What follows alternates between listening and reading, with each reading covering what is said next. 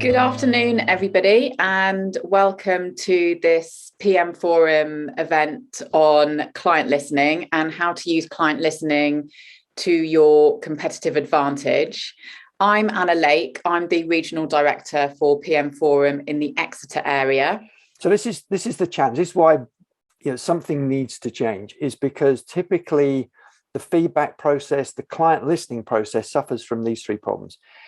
It's disconnected. So the average firm has 6 different sources of feedback, and this, as Anna said, we've run a few different benchmarking surveys over the course of this year, and these are some of the results that have come out that are sprinkled through this. All these different sources of client listening and feedback are currently being used to drive decision making across the business, and if it's all stuck in different silos, different people's heads, different team views, then they're all making different decisions on different subsets of information. And that's really not a good place for a business in terms of trying to grow, trying to be more client-centric. What you need is everybody on the same page, operating from the same set of insights, the same set of evidence.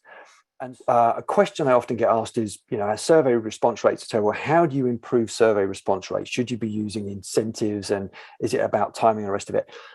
And in sort of my experience of doing this in direct marketing, then is in consulting and working with other firms across lots of different industries, the number one driver of response rates is engagement with the client. If they believe that you're going to do something with the feedback, they are more likely to share it. It says that they've got a challenge communicating all of the feedback received to all levels of stakeholders.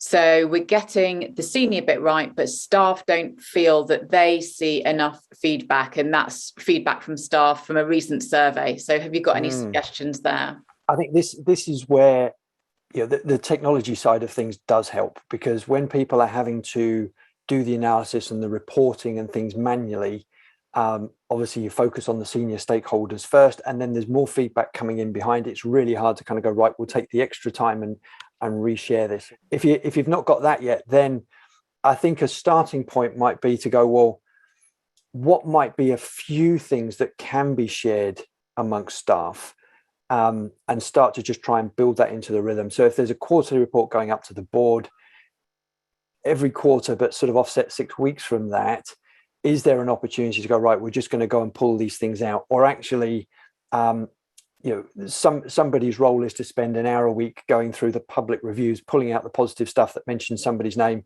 and then sending it to a partner, and then it goes out in a monthly newsletter. So